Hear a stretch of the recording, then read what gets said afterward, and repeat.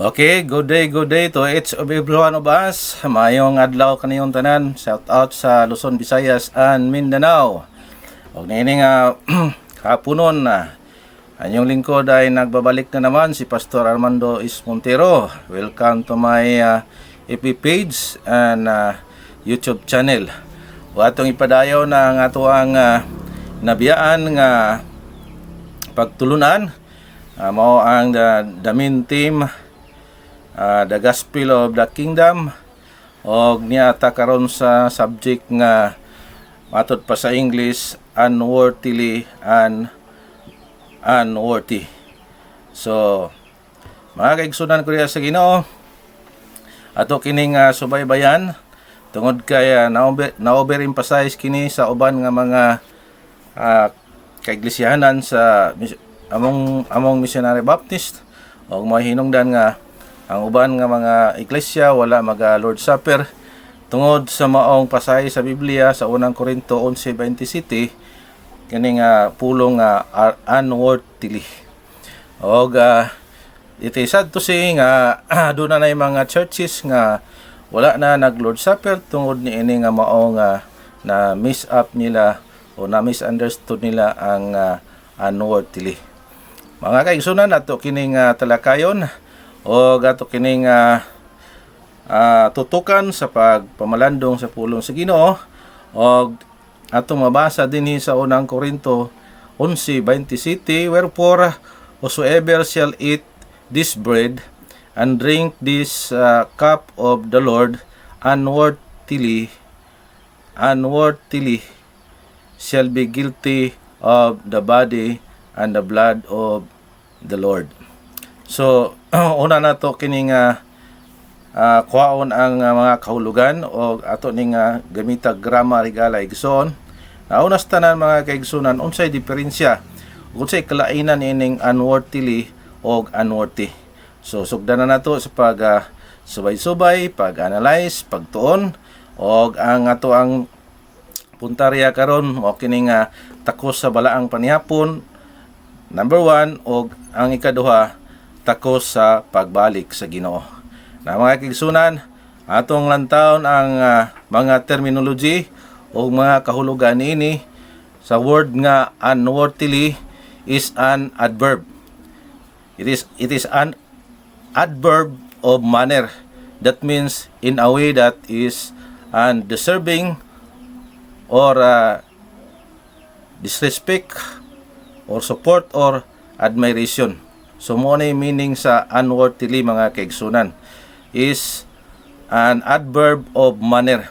Wala kini nag-refer sa person, kundi a way that is undeserving. Ang mga pamaagi, ang maong estilo o sa maong pag-Lord Supper, mo ay ginagtawag nga dili takos tungod kay gihimo nilang kumbira. Ang uban busog na, uban gutom pa, o gihimo pod nilang paghubog-hubog.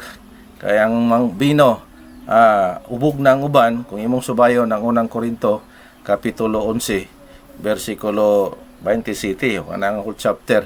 So mo na meaning sa unworthily. Now dugang pa mo isdugta.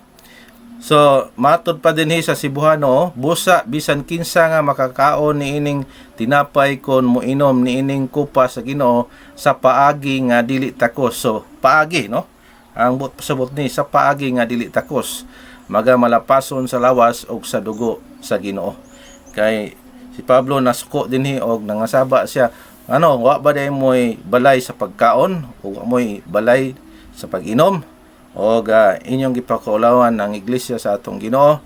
So mo na rebuke ni Apostol Pablo. Now kining word nga unworthy is an adjective. That means something or someone. Og ang meaning sa adjective is a word that modifies or describes a noun or pronoun. So dako kay kalainan ang unworthily o kanang unworthy. So ang unworthy mga kaigsunan na nag-describe na o nagtumbo na sa persona. So ang dili lang takos sa maong Lord Supper, kanang dili membro mo na dili takos. Ang bata, kanang di pod membro diha mo na dili takos. Pero kung sa ato nga sitwasyon karon, membro unya hinimbahon, wa nagwandog-wandog moapil og Lord Supper, so takos na siya mga kaigsunan. Isip nga persona, no? Kay kung imohang gi-refer ang unworthily sa person, so wala gitakos na to, mobalik na lang ang Ginoo, so dili maka Lord Supper ang simbahan, kay dili bigita makalikpay nga makasala o mahugawan kita higala igsoon. So ang buot pasabot ning unworthily diri, that is a manner, no? Okay, so padayon ta sa unang Korinto, atong lantaw ning unworthy nga nagtumbo sa person. Sa unang Korinto 6:2, do ye not know that the saints shall judge the world, and if the world shall be judged by you, are ye unworthy to judge the smallest matters? So mo na buot pasabot na ng unworthy. So nag-refer na sa person ni Galagson nga takos man ta nga maghusay sa naiburoka sa simbahan, ngani ang simbahan gani mooy mag judge unya sa mga sa kalibutan o sa manulunda, no? Dugang pa din nga pasahe sa Biblia nga nag-back up sa unworthy. Acts 13:46, then Paul and Barnabas waxed bold and said, it was necessary that the word of God should first have been spoken to you, but seeing ye put it from you, and judge yourselves unworthy of everlasting life. So, mao na ato makita diha nga tawag na siya gi-refer sa person, no? Dili siya sa manner, kundi nag-describe o modify sa noun or pronoun. So, isdog tayo mga kaigsunan, ang sa pagbalik sa Ginoo naay maulaw o dili maulaw, no? So, duha man kani ka punto nga kaning gitawag nga takos sa pagbalik sa Ginoo, takos sa balaang panihapon. So sa pagbalik sa Ginoo, naay takos og di siya maulaw, og naapoy dili takos sa pagbalik sa Ginoo nga maulaw siya. Now, dinhi sa Revelation 3:18, matud pa dinhi, nagatambag ako kaninyo nga kanako magapalit og bulawan nga inulay sa kalayo aron madato ka, og mga bisti nga mga maputi aron igasulob mo sa imong kaugalingon, ug aron ang kaulawan sa imong pagkahubo dili igapadayag, og tambal sa idihog mo sa imong mga mata aron makakita ka. So ang Revelation 3:18, iglesia ni sa Laodicea higalagson, nakaplagan sa Dios nga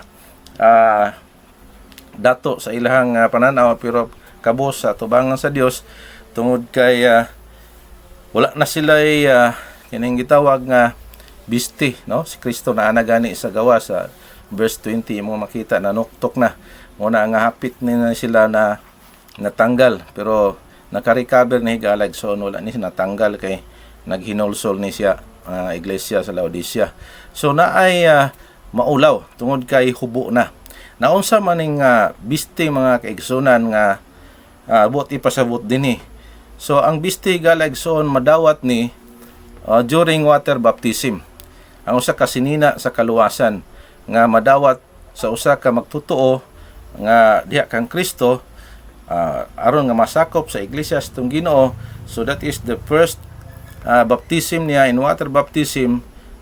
Ang Galatians chapter 3 verse 27, kay kamong tanan nga gibautismohan ngadto kang Kristo, nagsulob kamo kang Kristo. Now, muna ang bisti sa kaluwasan nga madawat sa usa ka tawo nga nabautismohan og nahidugang pud siya sa tinuod nga iglesia sa Ginoo sa buhat 2:41. Og humano bautismohan mahidugang siya. Unya iya pong nadawat og nasulob pud niya ang sinina nga mao ang sinina sa kaluwasan nga gisulob niya si Kristo, og diha siya naka-experience og metaphor wedding og metaphor pod nga sinina. Kay kaning metaphor wedding kaisip nga nakasal, iya namang gidala ang identity ni Kristo, no? Murag kaning babae nga human makasal, iyahan nga dadon ang apelyido sa lalaki. So mapadayon ta igsoon So nakasinabot na ta sa sinina sa kaluwasan, madawat kini sa kining panahon sa pagbautismo sa tubig.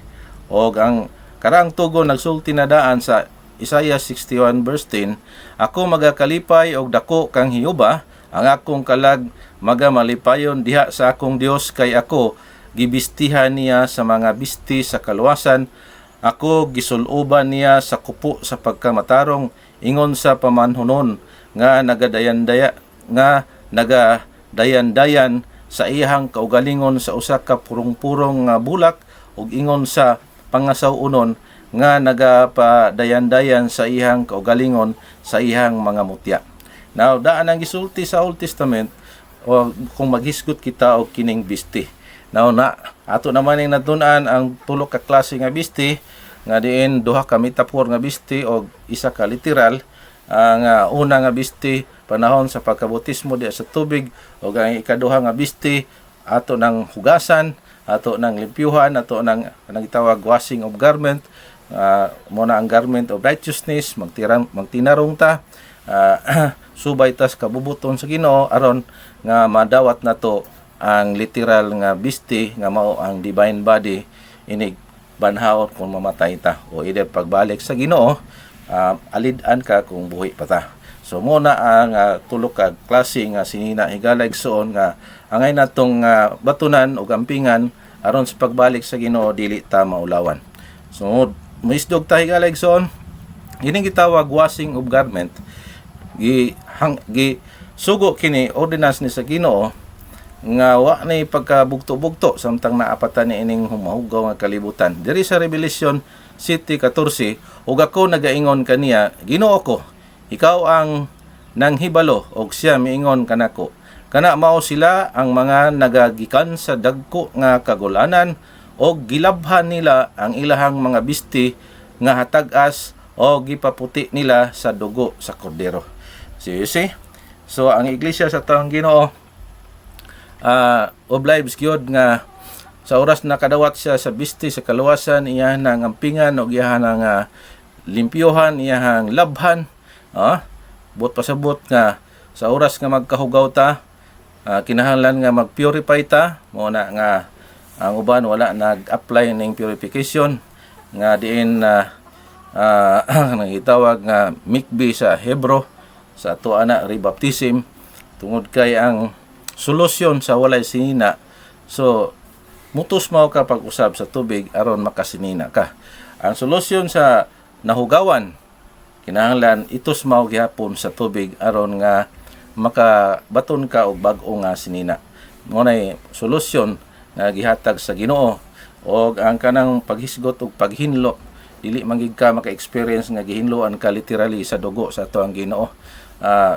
Symbolic man gina ang tubig man gyud mo ay symbolikal sa dugo sa atong Ginoo. O 1 John 5:8, ang tubig ug ang dugo nag-agree in one. So muna mga kaigsunan, kinsa man puy mosugot nga tusmawan kag literal nga dugo galaygson. So tubig ang symbolikal sa maong paghinlo, no? Revelation 19:8, and to her was granted that she should be arrayed in fine linen, clean and white, for the fine linen is the righteousness of saints. So mo ni ay kaduhang sinina nga angay natong ampingan kung nabulingan ato kining limpyuhan, ato kining labhan, mo na nga kanunay kita nga mo undergo sa kaning gitawag perpetual ordinance nga mao ang purification nga wala ni giundang, kaya mo ni ay solusyon sa atong Ginoo. Although nga dili man ginig kining gitawag nga mo'y hinungdan nga aron ka maluwas sa kalag, kundili kini adunay kaangtanan sa covenant salvation nga diin divine body ang target nini, no? So ang duha magud ka klaseng kaluwasan sa covenant, ordinary o special. So kini nga maong approach mo ni ang special nga kaluwasan nga diin imong makuha ang divine nature o divine body. O klaro diri sa Biblia in Hebrews 10:22, manuol kita uban ang matuod nga kasing-kasing nga may hingpit nga katinuan sa pagtuo sa pagsablig sa sa nasabligan ang atong mga kasing-kasing gikan sa usa ka dautan nga kaisipan, og sa nadigo ang atong lawas sa tubig nga maputli. So klaro mga kaigsunan, no, nga ang iglesia sa tong Ginoo nagpractice ni ining law of cleansing, o walay lain nga gigamit aron nga gisugo sa Ginoo tubig, no, mo gisugo sa Ginoo, mao na nga ato naman ang gisa-isay ng gitawag nga rebaptism, no. Sa 1 Peter 3:21, the like figure whereunto even baptism that also now save us, not the putting away of the filth of the flesh, but the answer of a good conscience toward God by the resurrection of Jesus Christ. So dinhi nga punto mga kaigsunan, usa kini kakaluwasan gikan sa kahubo nimo, dili ni kaluwasan sa imong kalag, kundi naghisgot kini sa kaluwasan in the good conscience, kay ang kining gitawag nga rebaptism mo na solusyon nga hinluan ang imuhang bisti nga gihatag sa Ginoo. Gihatag sa Ginoo daan pa dito sa Isaiah chapter 61 verse 10, o Galatians 3:27, og sa diin nga ato na nang gisuot-suot dili malikayan mapiskan kita og kahugaw diri sa kalibutan, og aduna ra bagay kahugaw og contamination nga dili madala og simba og dili madala og suri. So mo na mga kaigsunan nga ang purification o the law of cleansing nga gipractice sa mga Hudiyo kaniadto og gipadayon gyapon sa tinuod nga iglesia during gi-implement niya sa first century o gipractice ni sa second century sa kaning gitawag nga Montanist nga simbahan nga mao'y nagdala sa tinuod nga iglesia. Montanist, Albigensis og so on and so forth sa second century, og hantod karon na agyapoy mga simbahan nga nagpractice sa law of cleansing. Dugang pa sa 1 John 2:28, and now little children abide in him, that when he shall appear we may have confidence and not be ashamed before him at his coming. So kung naminti nimo ang gihatag sa Dios nga bisti, imo ning gilabhan, matag karon og unya, imo ning gipaputi, og wala ay kabug-at sa moong sala, kay kini manggong sala mo ay makapabug-at sa usa kanato bilang Kristohanon. Unya di nakaganahan sa literal nga sinina, kung nagsapaw-sapaw na ang hugaw, dali ra na malata o dali ra magisi, og hubuon na nimo tungod kay hugaw kayo og baho. Mao po na nga sa metaphor nga sinina nga gihatag sa atong Ginoo, wa ka kabalo nga hastang hugawa na wa nimo labhi, wa nimo hinlui, naon tay solusyon sa Ginoo aron mahinlo na, pero wala ka nag-obey. So nahimo nang baho ka sa tubang sa Dios, og hugaw na, og hantod nga imo nang hubuon, no? Muna nga di na ka mo simba, di na ka mo appeal og Lord Supper, o shout out day sa simbahan karon, Lord Supper na to karong gabi. Nya wala na kay pag-update sa mga buluhaton sa Ginoo, tungod kay di nakalayhan ug bugat na kayo ang sala nga naglimin nimo. Mo na nga pagbalik sa Ginoo dili ka takos og maulawan ka, no? Og ang nabilin lang pribilehiyo nimo kung masakop ka sa tinud nga simbahan. Imbis kay special ka, mahulog ka dito sa ordinary. Imbis kay spiritual Diyos ka, mabalik ka sa hintil. So muna tinuod.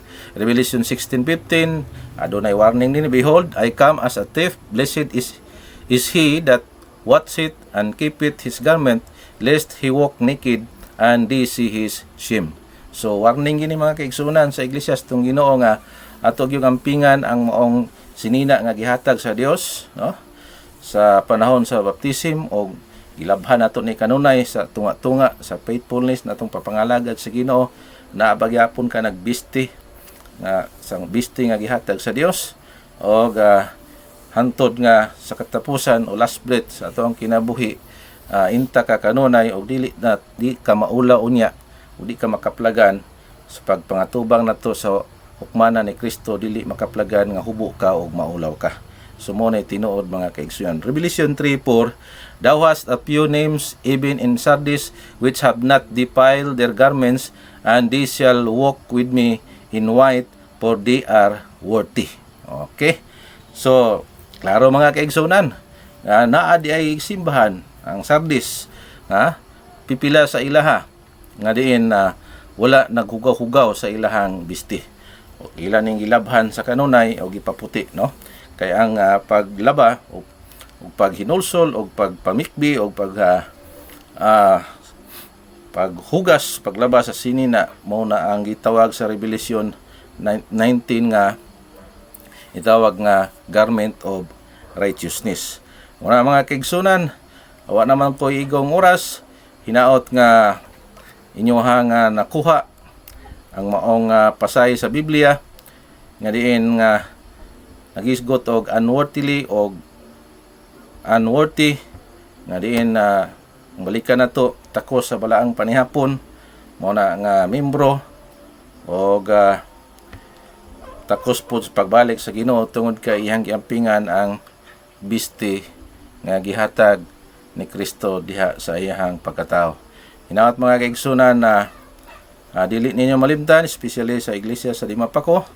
So di pa ko mo manamilit. Shout out di ay sa mga kaigsunan, mga pastor o kabinanted pastors sa nagkalain-lain nga dapit. Shout out sa iyong tanan o hinaot nga ang Dios manalangin sa matag usa kanato nining takna. God bless. Bye-bye.